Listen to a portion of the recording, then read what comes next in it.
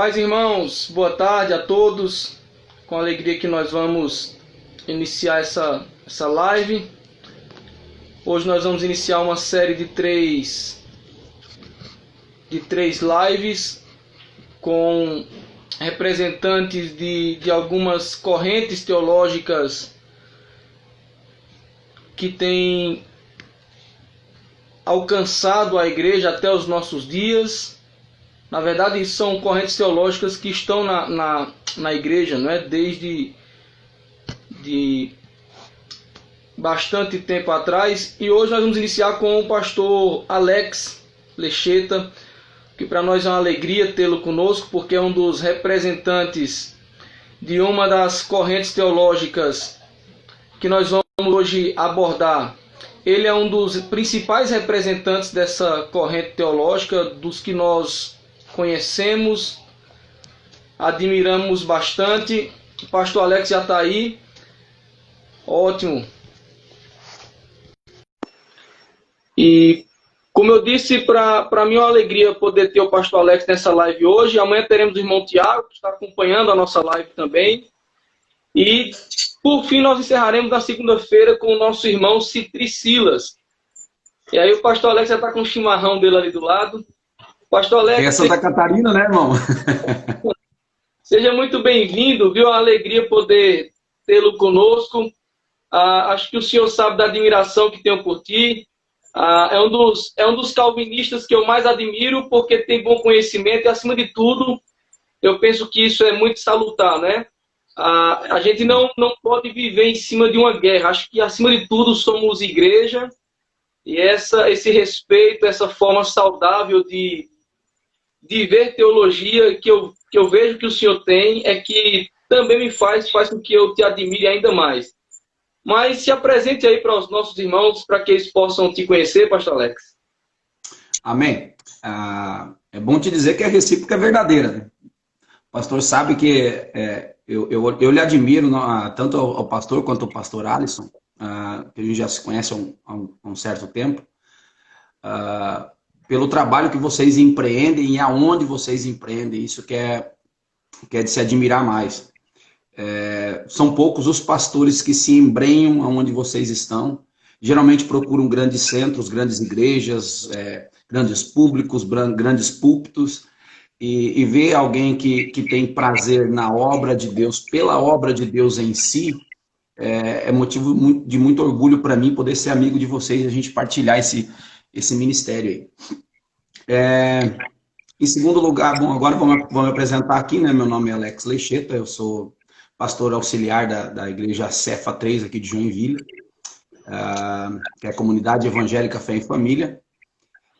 A minha formação principal, eu primeiro fui administrador de empresa, depois então eu fiz teologia e agora recentemente eu estou fazendo extensão por capelania pela Fabapar. Eu tenho uma paixão por filosofia, mas o viés pastoral contou mais na hora de fazer a capelania, como a gente já conversou, né, pastor?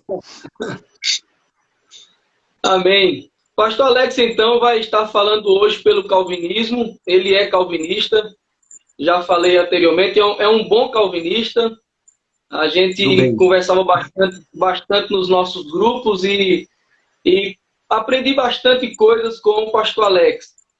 Mas o nosso tema é sobre um pouco as tragédias. Qual a relação de Deus com as tragédias? E isso é importante nós falarmos nos dias que estamos vivendo de pandemia, não é? Há muita confusão. Há gente dizendo que Deus não está no controle de tudo, há gente dizendo que Deus foi pego de surpresa, e eu penso que a ortodoxia cristã, protestante, ela tem uma resposta a dar para isso. E acredito que tanto o calvinismo como o arminianismo, no caso do irmão Tiago amanhã, e o molinismo, tem alguma resposta positiva para dar a isso. Mas vamos falar de calvinismo. Pastor Alex, o que é o calvinismo? Fale sobre o calvinismo aí, o que o calvinismo defende para os nossos irmãos, que eles possam conhecer. Amém. Deixa eu fazer umas considerações primeiro, pastor, se me permite. Em primeiro lugar, eu não estou aqui para refutar pontos que eu acho que que não são os meus pontos de vista. Eu não estou aqui para refutar molinismo, nem estou aqui para refutar arminianismo, nem estou aqui para refutar qualquer outro tipo de cosmovisão cristã. A minha ideia e o para que eu fui chamado aqui é justamente única e exclusivamente para expor qual é a perspectiva calvinista acerca do tema, ok? Um segundo ponto que eu quero deixar claro é que não se façam inferências negativas na minha fala. Por exemplo, o fato de eu dizer que o calvinismo vê a relação entre Deus e as tragédias com um viés de soberania sobre todas as coisas, não significa necessariamente que eu esteja dizendo que o arminianismo não o faz. Ou seja, o fato de eu dizer A não implica que eu esteja dizendo não há. Amém? Então, dito isso, vamos nas considerações iniciais. Pastor Alex, deixa eu só destacar algo que é importante para os irmãos que estão nos acompanhando, é que o nosso propósito, de forma alguma, é fazer um debate, não é? Isso foi o que a gente conversou entre nós, e a ideia é a cada corrente, né, ser exposta de forma coerente.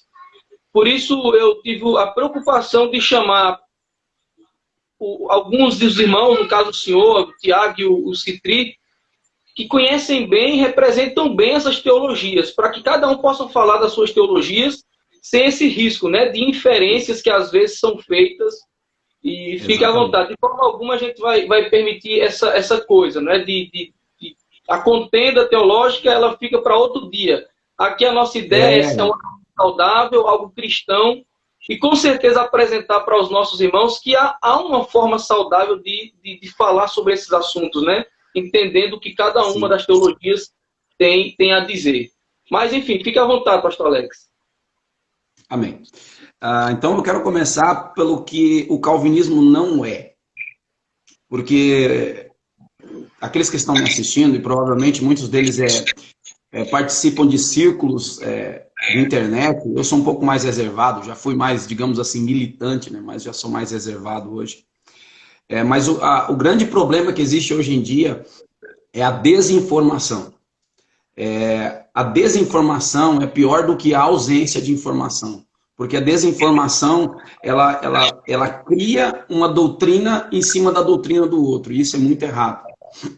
Eu sempre digo o seguinte, quando eu quero aprender sobre arminianismo, eu não vou aprender sobre arminianismo sobre os olhos de um calvinista, ou sobre os olhos de um molinista ou de um tomista. Eu vou sentar com um bom arminiano e vou escutar ele falar para mim entender o que é o arminianismo. Eu participo de grupos arminianos, o mesmo faço participo de grupos católicos, participo de grupos escotistas, tomistas, enfim. Sempre com o intuito de aprender através de fontes primárias, pelos olhares dos seus defensores e não dos detratores. Isso é muito importante para quem se propõe a estudar uma boa teologia. Em primeiro lugar, as definições elas são muito importantes. Por exemplo, existe um grande problema quando a gente fala de decreto. Deus decreta isso, Deus decreta aquilo. Quando você pergunta o que é decreto, as pessoas geralmente elas se embananam toda para responder. Quando a gente fala sobre determinismo, indeterminismo, fatalismo, também acabam trazendo algumas incoerências, porque as pessoas não se atêm às definições. Então, deixa eu olhar por esse lado primeiro. Se por libertarismo significa que a livre escolha humana é totalmente independente, autônoma, que ela é totalmente livre de qualquer fator além do ser humano, que o ser humano tem o poder de se automover, de automover a sua vontade, de auto-tirar a sua vontade da indiferença para mover-se para determinado bem apetecível, então o calvinismo não é indeterminista, não é libertário, desculpa. Se por indeterminismo significa que o resultado final de uma ação ou de um conjunto de ações ou eventos na ordem do mundo de uma maneira geral é aleatória, é imprevisível ou desconhecida, como o pastor bem falou, Deus foi pego de surpresa. Então, se tudo isso é aleatório, imprevisível e desconhecido, então o calvinismo não é indeterminista. Agora vem a parte mais importante. Se por determinismo significa que não existe nenhuma contingência na ordem do mundo natural, de maneira que os atos humanos e os seus efeitos, conforme desejados pelos humanos, não poderiam ser diferentes daquilo que é. Então, o calvinismo não é determinista. Isso vai dar pano para manga, depois a gente vai estender isso aí, pastor. Agora vamos para o outro ponto. Compatibilismo. Se por compatibilismo a gente significa que todos os atos humanos eles são determinados e a liberdade humana ela é real no sentido epistêmico, vamos dizer assim, no sentido de conhecimento, e essa compatibilidade exclui de alguma forma a liberdade dos seres humanos de contrariedade, ou seja, de fazer A ou não A, então o calvinismo também não pode ser dito como compatibilista. Se noutra via, por compatibilismo, nós entendemos que vive-se em um mundo que é totalmente determinado por Deus e que essas determinações consideram as causas secundárias, que são os homens, livres, com liberdade de contrariedade de fazer A e não A, com liberdade ôntica, ou seja, do ser, sem qualquer necessidade intrínseca ou necessidade extrínseca de operação. E dessa forma, então, a gente pode dizer que o calvinismo pode ser dito como compatibilista. Dessa forma. Mas só que isso nos colocaria muito longe da visão moderna de compatibilismo. Né? Então, é como se a gente fizesse um anacronismo aqui. Mas, seguindo isso, o que não é. Então, agora a gente vai partir um pouco para o que é. O calvinismo, de uma maneira geral, ele é uma cosmovisão cristã.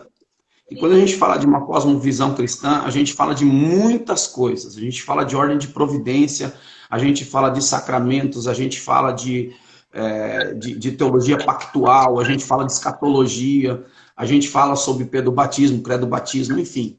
A gente fala de uma série de fatores que, se a gente pegar a CFW, nós temos dois documentos principais calvinistas, que é a CFW, a Confissão de Fé de Westminster, e a Confissão Batista de 1689. É isso, né? O senhor que é batista, me ajude aí. Eu confesso para você que eu há poucos dias estava tentando pesquisar sobre ela, mas eu não tenho assim, a data precisa, não. Eu acho que é 1689.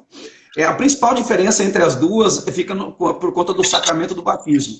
E a Confissão de Fé de Westminster, ela tem mais o viés pedobatista, e a Confissão Batista 1689, ela tem uma perspectiva mais credo-batista.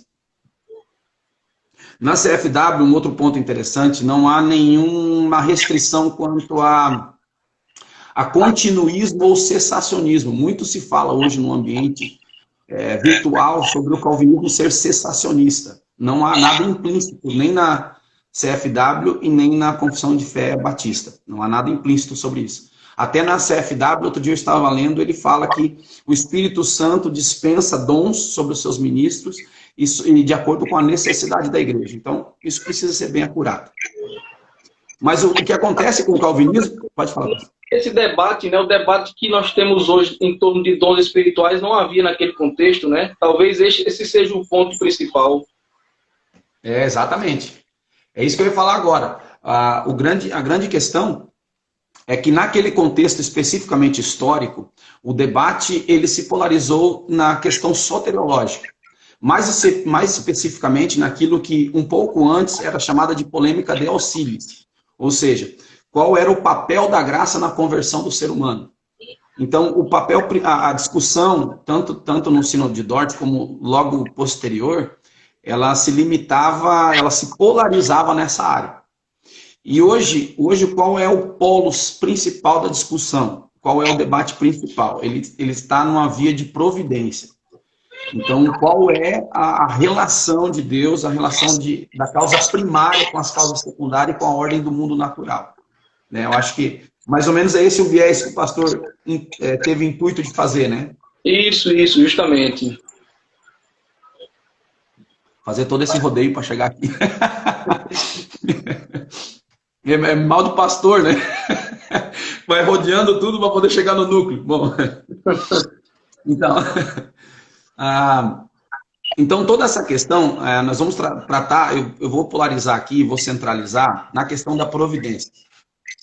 Então, antes da gente entrar, pastor, nessa parte que é muito pontual e é muito pertinente para o momento que a gente vive, dessa área da relação de Deus com os sofrimentos e com os males de pena no mundo.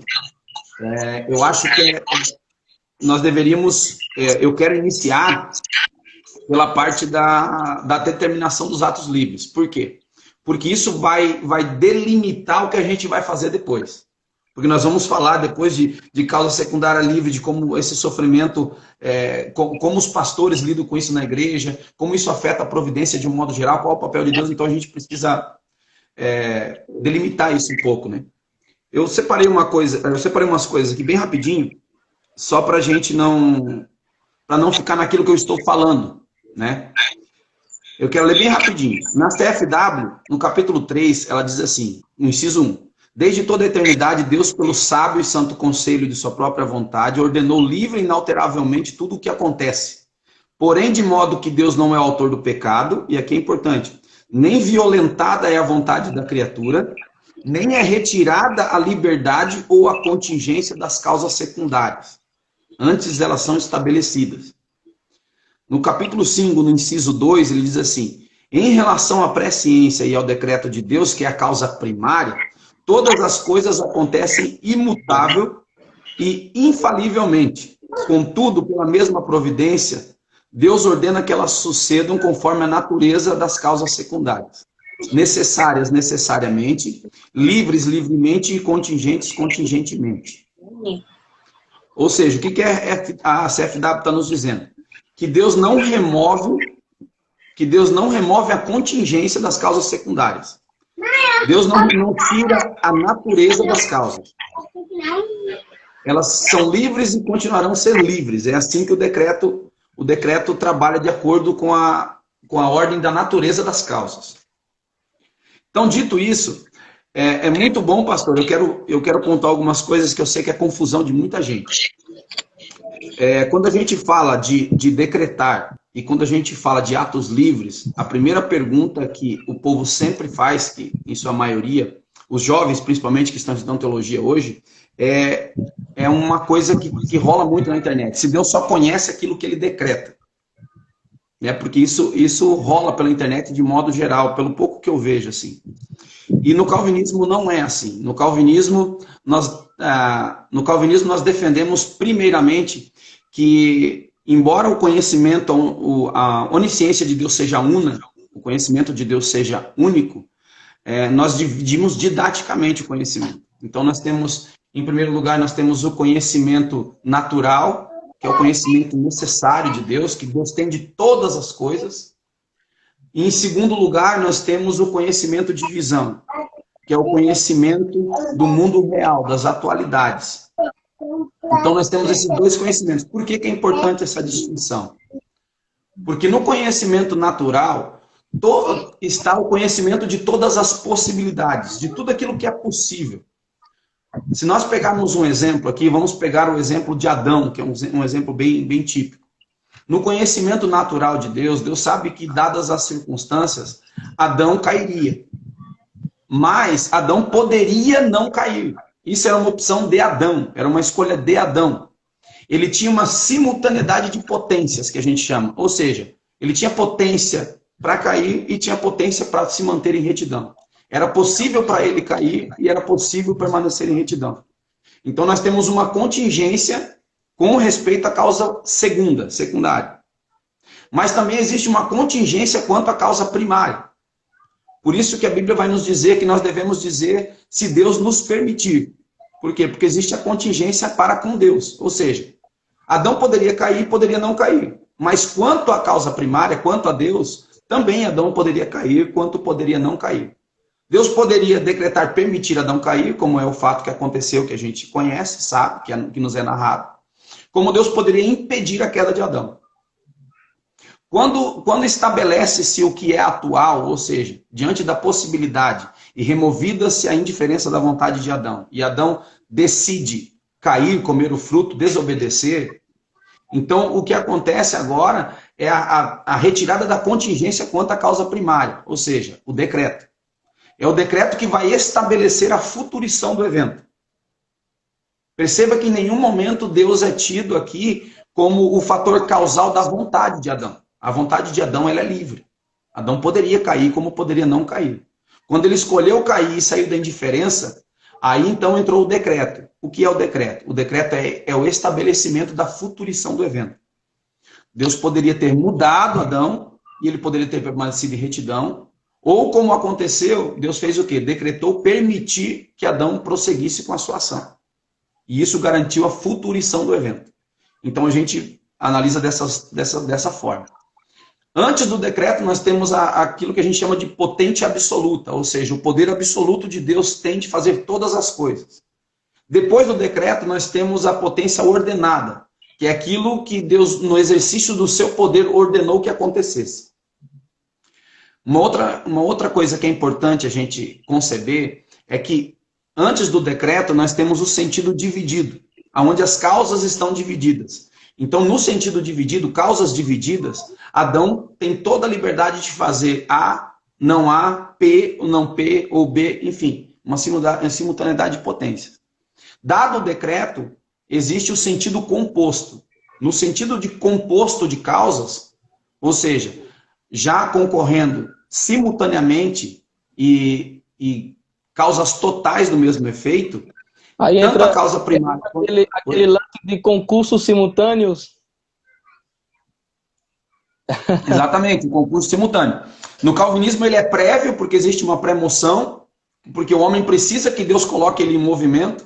A vontade não pode tirar a si mesma do estado de indiferença, então Deus precisa mover o homem para que o homem escolha a maneira como ele vai alcançar o bem. Mas daí a gente vai entrar num outro preâmbulo que a gente vai muito longe dele. Mas aqui deu para ficar bem claro, né, pastor? A preocupação é com os nossos irmãos que têm pouco contato com essa linguagem, em termos simplificados. Como eles entenderiam isso? Sim, então, vamos simplificar de maneira... Vou fazer o mais simples possível. É que a linguagem é complicada mesmo. Deus tem o conhecimento do que Adão faria ou não faria. Esse é um momento lógico, primeiro. Deus sabe o que Adão faria ou não faria.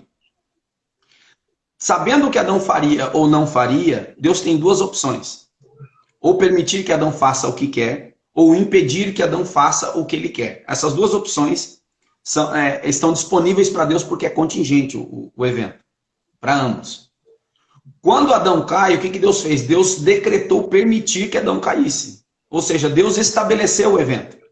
Não existe nenhuma necessidade nem intrínseca para Adão cair e não existe nenhuma necessidade extrínseca para que ele caia. Ele cai literalmente, livremente. Isso é muito, muito importante falar, Rafa, porque hoje em dia o calvinismo, de uma maneira geral, sofre muito com isso. Porque as pessoas acham que o decreto impõe necessidade nas coisas. Há uma acusação muito forte, né, de que todo calvinista, na verdade, crê que Adão não tinha essa opção que você está acabando de colocar, né? De forma popular, eu até acredito que a culpa de muitos dos nossos irmãos calvinistas supralapsarianos, né, de internet, acabam colocando a coisa desse tipo, né? Sim, sim. E é muito importante a gente pontuar isso, e eu acho que isso se dá muito pela necessidade temporal do decreto. E isso é muito importante a gente falar. Porque na perspectiva calvinista, sabe aquela pataquada do nosso pastor lá aquele que é o tio avô do Alisson lá, o Granconato? Quem colocou o futuro lá para que Deus... Né? Existe uma verdade por trás disso. Ele falou de uma maneira muito chula, mas o que o calvinismo entende, pastor Rafa? Todas as coisas são possíveis de acontecer. Existem milhares de possibilidades aos olhos de Deus. Dentro do conhecimento da onipotência divina, existem milhares de possibilidades. O que é que tira algo da mera possibilidade para ser uma atualidade, para realmente vir a acontecer? Então esse é o ponto. Todas as nossas ações, até a eternidade, são coisas que eram possíveis, mas e que agora, nesse exato momento, elas são atuais, elas acontecem. Então, o que é capaz de tirar algo da possibilidade para a atualidade? O calvinismo vai dizer, é o decreto de Deus que vai estabelecer a atualidade. É o decreto que tira as coisas do estado de possibilidade para o estado de futurição, de atualidade. Não sei se estou sendo claro aí. Sim, sim. Entendeu? Então, a premissa por trás do que o Granconato falou é exatamente essa. No calvinismo, o futuro só existe, os atuais, a realidade só existe, porque dentre a gama de possibilidades, das infinitas possibilidades e potências que existiam, o decreto é aquilo que estabelece o que será atual.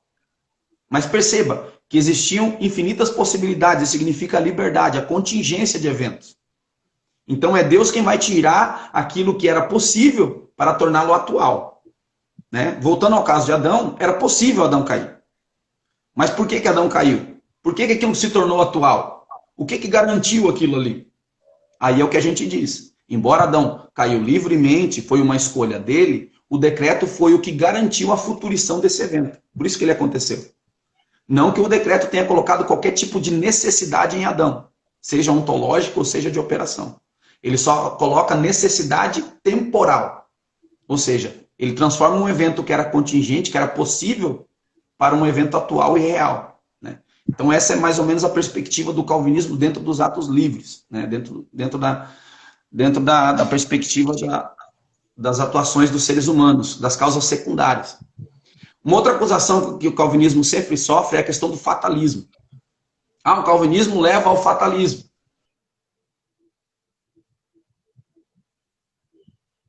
Internet do pastor Alex está caindo um pouquinho, está travando, mas eu acredito que dá tempo ele retornar.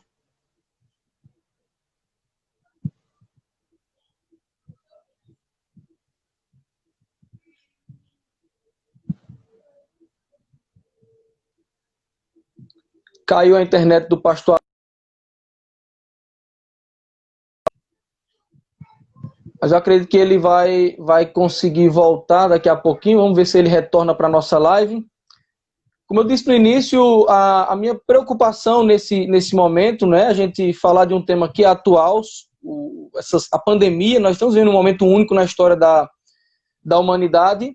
E eu penso que a teologia cristã ortodoxa, eu gosto de usar a seguinte expressão, ela tem uma certa elasticidade. Eu não acredito, não é, que nós devamos fechar o pensamento em, por exemplo, o arminianismo, ou apenas o calvinismo, ou apenas o molinismo, que é a ortodoxia, e o restante é tudo herege.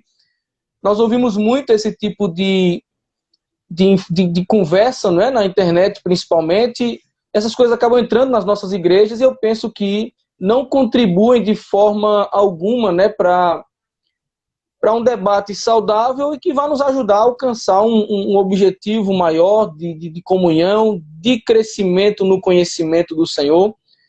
E o pastor Alex a gente convidou porque muito sério, um homem de Deus, comprometido, bom testemunho, e alguém que como um calvinista, é um dos melhores defensores dessa teologia, não é, que eu conheço. O Francisco Tourinho também é outro, ele entrou aí agora há pouco, né? Tive muito pouco contato com o Francisco Tourinho, mas eu vi que ele entrou na live, não sei se continua ainda. E vamos aguardar um pouquinho o pastor Alex para ver se ele consegue retornar. Se não, a gente vai ver o que faz para continuar a nossa live aqui, não é? Amanhã nós teremos um arminiano falando pelo arminianismo. Olha aí, o Francisco Tourinho. Se o pastor Alex demorar, você substitui ele aí, se houver condições, Tourinho. O Francisco Tourinho tem um livro aí escrito, né? Ele tem um livro em que ele fala um pouco sobre o calvinismo. E aí, quem sabe, a gente consegue continuar trabalhando esse tema. Eu acredito que mesmo não tendo conversado com ele antes, eu acho que o Francisco Tourinho é alguém que tem condições de desenvolver esse assunto aqui. A gente quer falar um pouco sobre a relação de Deus com a pandemia. Nós falamos com as tragédias, na verdade, né? A pandemia acaba sendo uma dessas tragédias. A ideia primeira era o que é o calvinismo, né? O que o calvinismo defende. Então o pastor Alex falou um pouco sobre isso. A nossa segunda pergunta seria justamente a relação de Deus com as tragédias.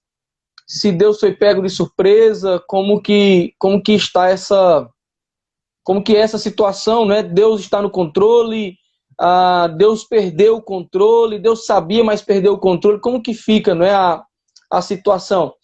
Ô, Torinho, se você quiser entrar na live aí para a gente conversar ao vivo aí, pede participação aí na live, e aí quando o pastor Alex chegar, a gente vê para ele retornar e você sai. E aí, topa? Tem coragem? Dá tempo? Eu estou preocupado do pastor Alex não conseguir retornar e a gente acabar não continuar aqui a nossa live.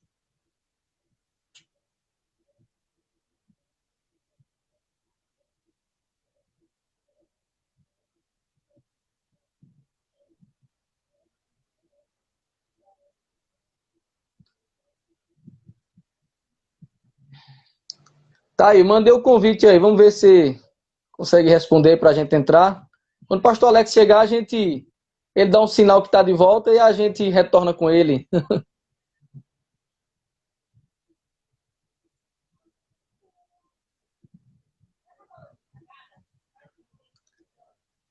Tá aí, vê se chegou aí o convite para você entrar na live. Aqui está dizendo que está aguardando uma resposta sua.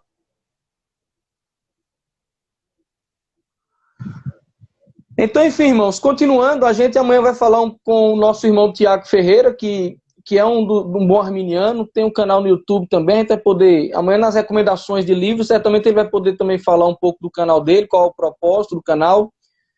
Na segunda-feira a gente vai conversar com o irmão molinista, também um dos bons que a gente conhece. Torinho, meu irmão, seja bem-vindo, obrigado pelo improviso aí, poder substituir o pastor Alex.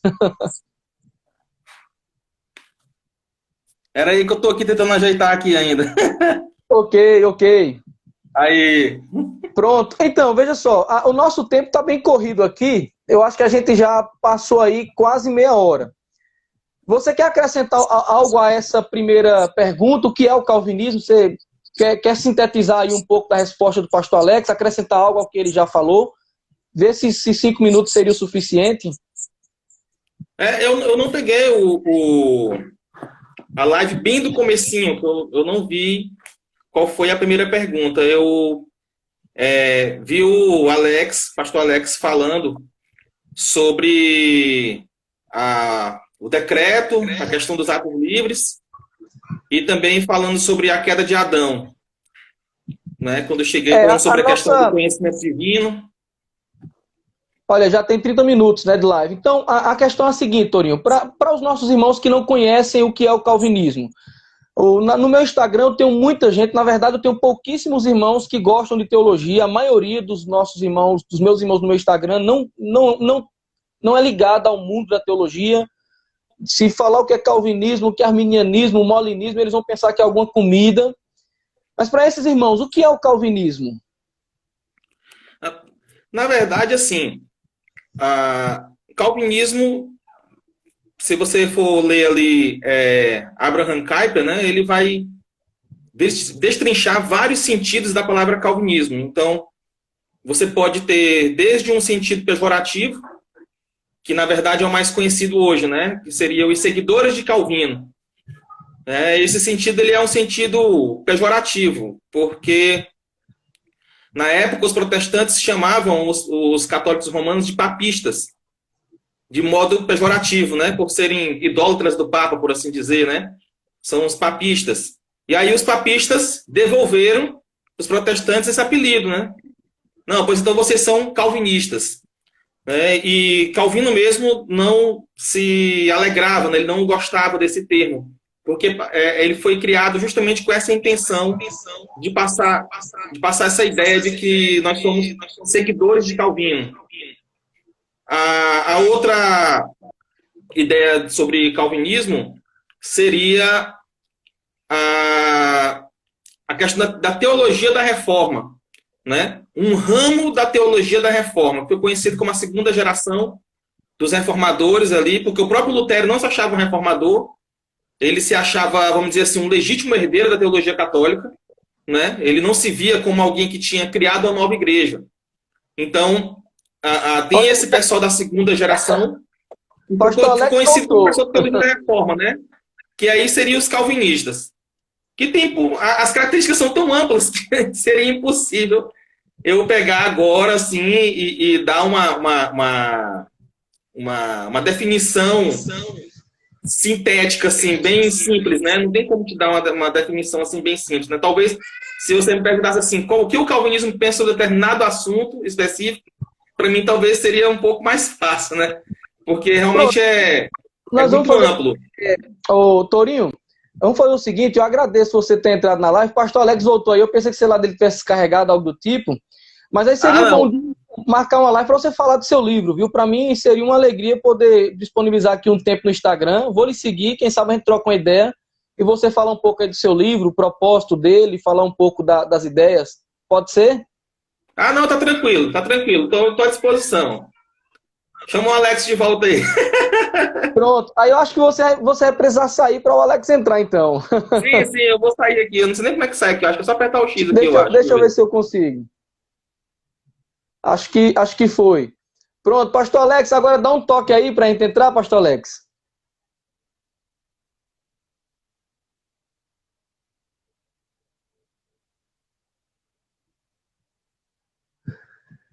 Pastor Alex, mandei aí agora para você, viu? A solicitação para você retornar.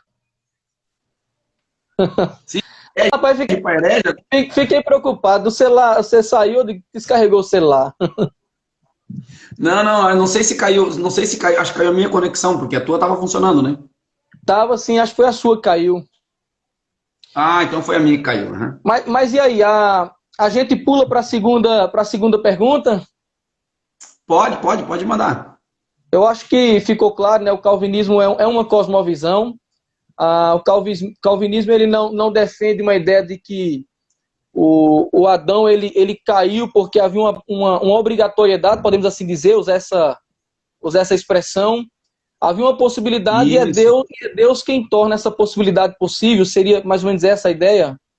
Isso, é Deus quem torna essa possibilidade real, né? Real. É Deus quem torna algo que é possível em atual, em real. Ótimo. Pastor Alex, em relação às tragédias, hoje nós estamos vivendo a pandemia, o Covid-19, outras já ocorreram na história, que inclusive causou até frustrações, né, nos meios teológicos. A gente tem aí exemplo da Segunda Guerra Mundial, por exemplo. Qual a relação de Deus com as tragédias? É Deus quem as faz por algum propósito que ele queira usar? Ou não? Deus é pego de surpresa e Deus está no controle, não está no controle? Como é que está, não é, essa relação de Deus com essas tragédias? Porque para nós, tá aqui, a vacina não sai, já sugeriram até a vacina de água com sabão, porque já que água e sabão mata o vírus, aplica isso no povo, mas até agora nada, não é? E a gente não sabe quanto tempo essa coisa toda vai durar. Mas e Deus? Como é que é essa relação Deus e as tragédias? Rafa, isso até a vacina da Quiboa já fizeram, né? Vamos injetar hipoclorito no povo que está tudo curado. Bom, Rafa, só para a gente terminar lá, uma coisa também que é interessante é que hoje todo mundo fala a questão de livre-arbítrio e livre-agência. Eu concordo com Turretini, porque Turretini vai dizer que a palavra livre-arbítrio, a autoxúsio, ou liberum arbitrio no jardim, no latim, é uma palavra que não precisava ser mandada de volta para os filósofos para reanalisar, para redefinir a palavra. Basta a gente fazer a aplicação correta dela. Qual é a aplicação correta dela? Ele não é um poder independente de Deus. Pronto. Se ele não é um poder independente de Deus, ele é um poder dependente de Deus, pronto, acabou o problema. Então, acho que 90% dos nossos problemas seriam poupados definindo corretamente a palavra. Indo para a questão das tragédias, Deus é causa, só que a gente precisa olhar que tipo de causa que é Deus. Uma coisa é causa meritória, ou seja, os homens possuem o mérito do julgamento. Por isso que quando nós olhamos, por exemplo, para o Egito, né, nas pragas que teve no Egito, quando nós olhamos para Sodoma e Gomorra, quando nós olhamos na terra dos Amalequitas, dos Heteus, dos Jebuseus, enfim, tantas tragédias que aconteceram e tantas tragédias que Deus é tido como causa direta, nós sempre precisamos olhar como algo que existe um mérito ali. Deus não faz as coisas fortuitamente, isso é muito importante. A ira de Deus não é uma ira fortuita. Assim, Deus não quer castigar por castigar. Deus não maltrata por maltratar. Sempre existe um juízo. E existe duas maneiras de se encarar. Pastor, quantos minutos nós vamos tratar isso aqui? Que daí eu vou ver como é que eu vou desenvolver. Eu acredito que nós temos em torno de uns 8 minutos.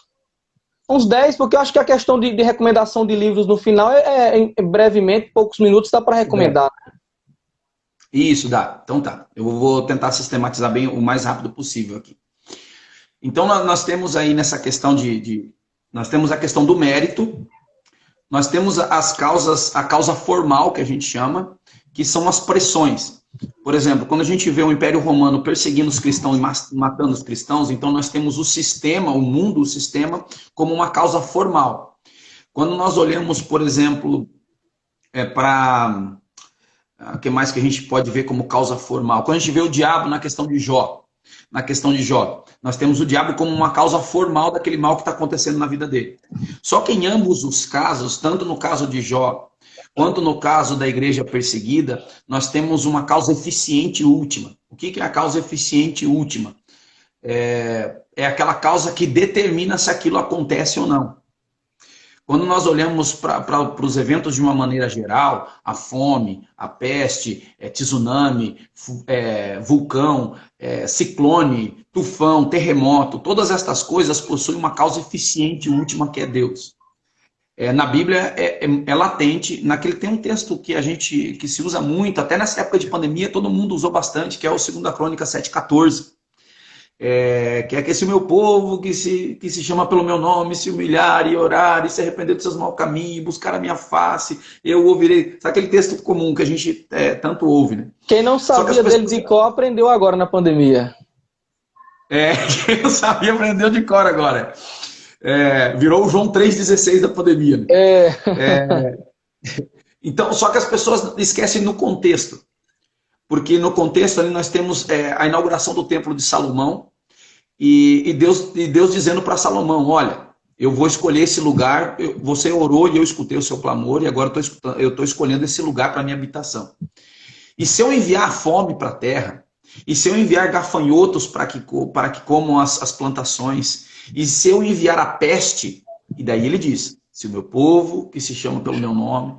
Ou seja, Deus está assumindo a eficiência última, não só dos gafanhotos ali, não só da destruição das lavouras, não só da fome, como também das pestes. Quando Deus vai falar com Moisés, lá em Êxodo 4, ele diz para Moisés que quem fez o surdo, quem fez o mudo, quem fez o que fala, o que não fala, o que ouve, o que não ouve, o que vê, o que não vê, foi ele. Quando nós vemos no Salmo 147, a gente vê Deus mandando a neve descer, a chuva para regar a terra. Quando a gente vê Jó questionando a Deus lá, por que é assim? Por que isso me acontece? Porque eu era direito nos seus caminhos. E Deus vai chamar ele para um bate-papo, aqueles bate-papo bem pesados, né? 3 capítulos lá. Cara, o que ele está questionando? Senta aqui que eu vou te falar. E Deus começa a dizer todas as coisas que ele faz. E na própria vida de Jó, quando a gente vê, a gente tem 2 causas ali. A gente tem a causa Deus, porque Jó diz assim, o Senhor me deu e o Senhor tirou. E depois, quando a mulher dele vai repreendê-lo, amaldiçoa teu Deus e morre, ele diz, nós aceitaremos o bem de Deus e não aceitaremos o mal. E nós temos o diabo sendo o agente formal de tudo isso que aconteceu na vida dele.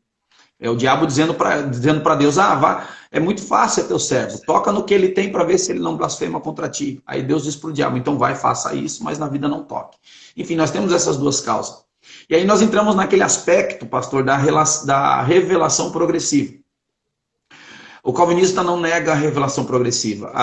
Talvez a distinção, e aquilo que a gente pondera, é que quando a gente fala de algo progressivo, a gente não subtrai o texto. Se o texto diz que Deus é uma causa e que o diabo é uma causa, o que não está claro no texto é como isso funciona. Então, o que é a revelação progressiva? Com o restante das escrituras, isso vai progredindo de maneira que te faz entender o que é isso. Ou seja, vai progredindo essa revelação. É a mesma coisa da questão do censo de Davi lá, onde nós temos o verbo no hebraico ali, que é um verbo causal. Né? Então, nós temos tanto a ação de Deus em Crônicas quanto a de Satanás em Samuel, o verbo hebraico ali é um verbo causal, ou seja, Deus está causando o fato e o diabo também está causando. Progressivamente, com a revelação bíblica, a gente compreende que Deus é a causa eficiente e última e é o diabo quem faz essa tentação em Davi. Então, nós olhamos os eventos de uma maneira geral dentro dessa perspectiva, com esse volume de causa. Ou seja, Deus é a causa eficiente e última, o diabo, nesse aspecto, pode ser tido como uma causa formal, mas o diabo só vai até onde Deus permite que ele vá. É como disse Lutero, né? Aquela famosa frase de Lutero, o diabo é o diabo de Deus, ele só vai até onde Deus deixa ele ir, o diabo está na coleira o tempo todo. Então, a relação que o calvinismo tem com as coisas naturais é exatamente essa. Todas as coisas só acontecem, só vêm pela atualidade, pela determinação de Deus. Por que isso acontece? Eu fiz um sermão na igreja no início da pandemia, talvez o pastor até tenha feito na sua igreja também. Não sobre fiz os não. propósitos de Deus. Desse aí eu não fiz ainda não. Vou dar um spoiler. Eu vou para pregar amanhã. Vai para pregar amanhã? Eu vou estragar a tua pregação. Você manda para mim o esboço do que você pregou e eu prego ele amanhã. Muito bom. Então, e eu trouxe para a igreja, naquele momento da pandemia, sobre os propósitos de Deus no sofrimento. Porque a gente vê, até mesmo lá em 1 Pedro 4,19, se não me falha a memória, Pedro dizendo que aqueles que sofrem segundo a vontade de Deus, que encomendem as suas almas ao Criador. E ali ele está falando para a igreja da Ásia Menor, que passava por uma perseguição enorme. Então está dizendo, aquele que está sofrendo pela vontade de Deus, segundo a vontade de Deus, que encomende as suas almas ao próprio Criador. Então, o sofrimento nunca é desligado de Deus.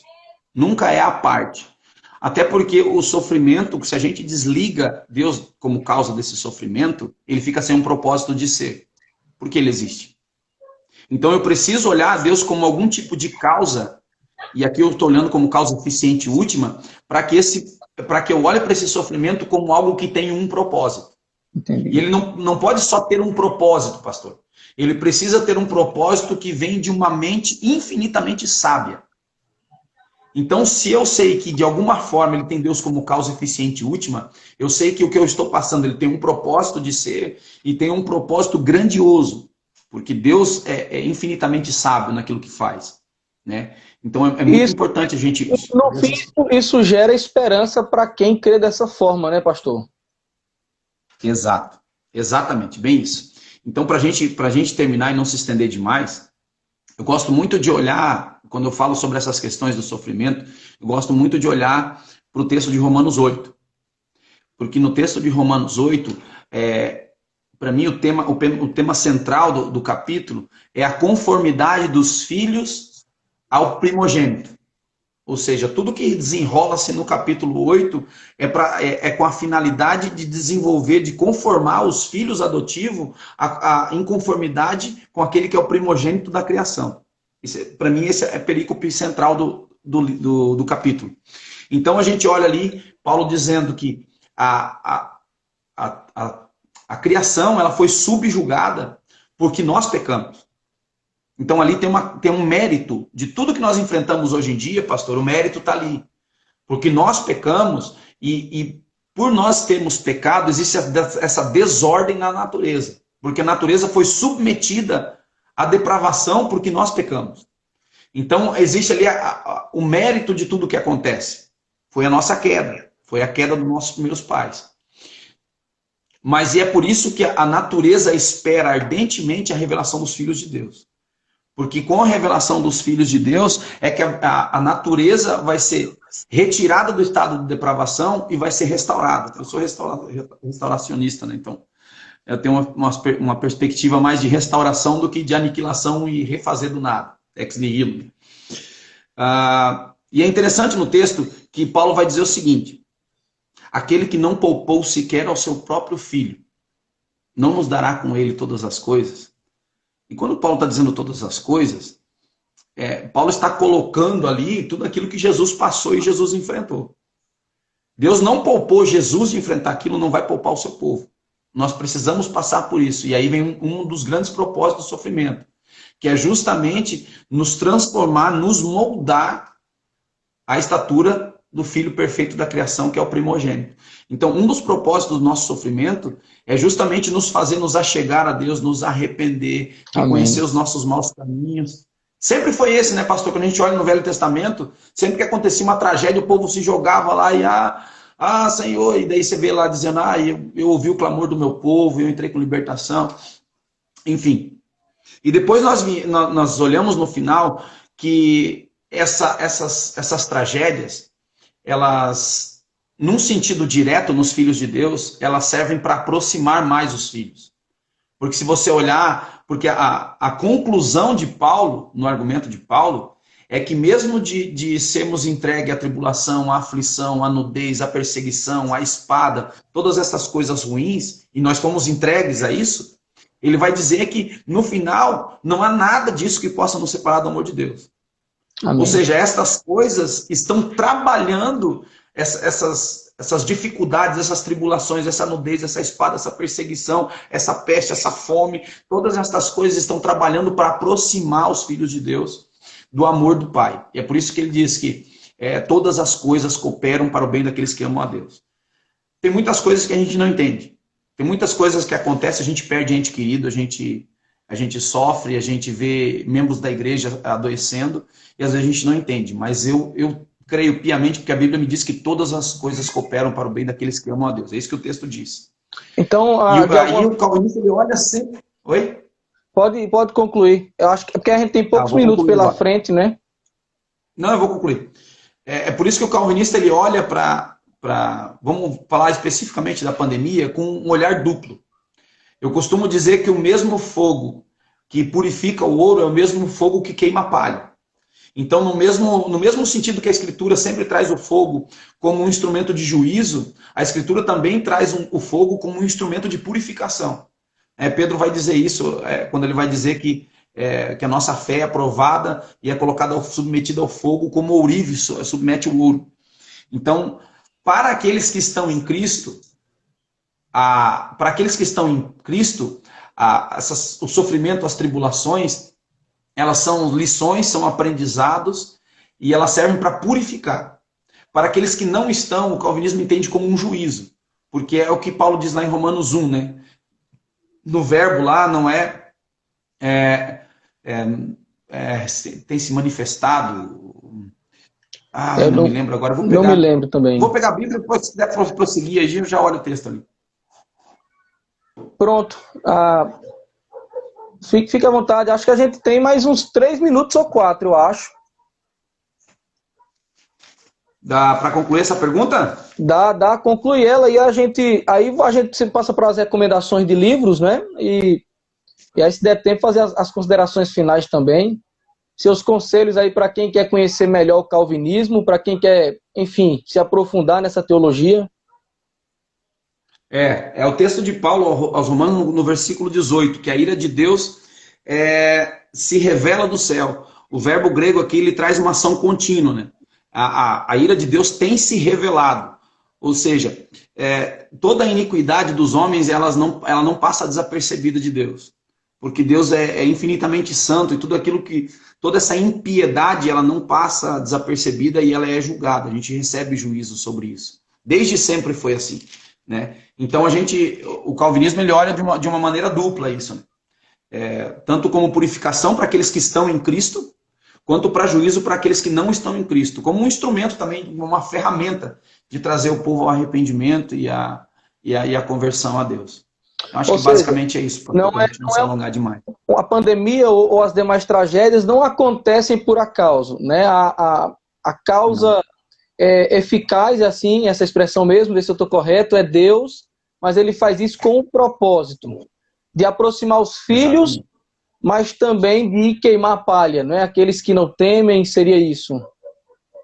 Exatamente. Um outro ponto que é importante a gente ressaltar é aquele caso específico de Jesus no barco. Então você vê que existia ali uma tempestade, um vento, todo mundo desesperado, Jesus sai, vai lá em cima e faz o quê? Vento. Aqui acalma. Mar. Acabou. Então, quando a gente olha, pastor, a gente olha, por exemplo, esse furacão Katrina, a gente olha o tsunami, a gente sabe que tudo que Deus precisava fazer é aquieta-te, acalma. Então, se aconteceu, é porque existe um propósito nisso.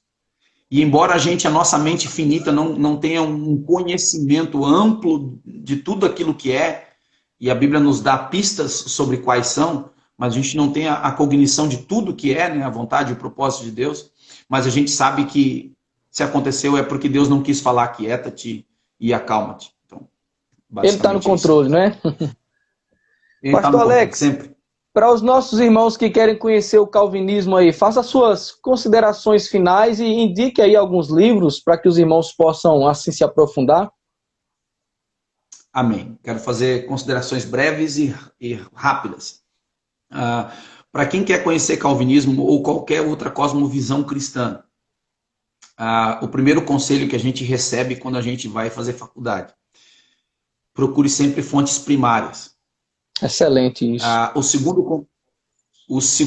seja, se você quer aprender sobre calvinismo, vai a Calvino. Se Calvino tiver um pouco difícil, um pouco complicado, ou se tiver meio vago, você pega algo mais próximo de Calvino, que possa te instruir. Eu sempre recomendo Turretini. Por quê? Porque Turretini trabalha as questões de uma maneira apologética, de uma maneira mais sistematizada. Escreve de maneira escolástica, né? Ele era muito escolástico, então ele trabalha tema por tema muito bem, fica bem claro. Então, eu sempre recomendo a Suma Apologética Turretini. Eu não estou com ela aqui, tá distante, então, mas é bem fácil. Depois eu posso digitar nos comentários aí pro pessoal. Isso, faz isso. É um material talvez seja o mais caro. Pode falar, pastor. Não, se der tempo, digita depois pro pessoal poder saber.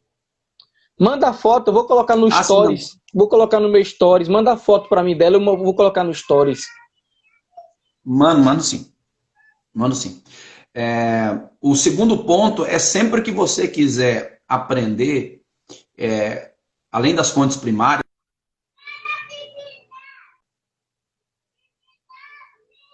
defensores nunca pelo detrator. Isso facilita muito o estudo. Por exemplo, é muito difícil você aprender arminianismo se você for querer aprender com um calvinista. Vai ser muito difícil. Você vai precisar encontrar um calvinista muito honesto, né? Se você quer aprender calvinismo, a mesma coisa. Procure calvinistas, verdade. Procure pessoas que tenham um certo gabarito, um certo estudo para poder te ensinar da maneira correta. Evite aprender coisas de páginas de zoeira de internet, esses grupos que ficam, sabe, de chacota, pessoas que ficam detratando homens de Deus, homens piedosos. Eu sou calvinista, cara, mas eu amo John Wesley, por exemplo. Eu amo a teologia de John Wesley. Eu gosto muito da visão de justiça que John Wesley fala sobre a cruz. Eu gosto muito da visão de substituição penal que ele tem. O Thiago amanhã vai falar, o Thiago está quase abandonando a substituição penal. Mas eu gosto muito de... Entende? Eu gosto muito de Leonard Ravenhill. Eu gosto de algumas pregações de Billy Graham. Então, são homens de Deus, sabe? Então a gente tem que olhar com carinho. Tanto arminianos olhar para teólogos calvinistas como Jonathan Edwards, como Charles Spurgeon, como Turretini e tantos outros que a gente tem no decorrer da história, com bons olhos, com olhos para homens piedosos, homens de Deus. O mesmo a gente tem que fazer no sentido oposto, né? A gente não está rivalizando, né, pastor? Isso é verdade. Isso é importante. Isso aqui não é uma rivalização. Eu costumava dizer para amigos meus assim, cara, vamos imaginar o seguinte, vamos imaginar que a gente está dentro de um carro e o Espírito Santo está conduzindo. Nós estamos nós dois dentro do carro. Então eu estou olhando para você e eu estou dizendo para você que você não sabe como você está indo. E você está olhando para mim e você está dizendo que eu não sei como eu estou indo. Mas nós dois vamos chegar no mesmo lugar. Né? Então assim. E agora eu vou indicar alguns livros. Eu vou começar do iniciante para o mais avançado. Tá, pastor? Para facilitar para o pessoal. Vou pegar um aqui. Pastor, vai ter que correr, porque eu acho que daqui a pouco o Instagram avisa que está encerrando a live. Não, eu vou bem rapidinho. Eu vou pegar os dois primeiros, eu vou pegar os mais básicos e mais simples para a leitura. Que é A Mão Invisível, do Sproul. Aqui é um baita livro, hein? Olha aí, querem estudar? Mão Invisível. Pastor, o Instagram já avisou, nós temos 20 segundos. Então tá, eu vou indicar um direto aqui, depois o resto eu indico lá. Eu vou indicar Certo. esse aqui, ó, que é do meu amigo Torinho. Tá aí, O tá na restante eu vou live, mandar né? nos comentários lá, eu já coloco lá. Ótimo. Tá? Então esse aqui é o Calvinismo Explicado do Francisco Torinho. Esse estava aí, cerejão. O restante eu vou colocar nos comentários lá. Tá bom, faz isso. Manda que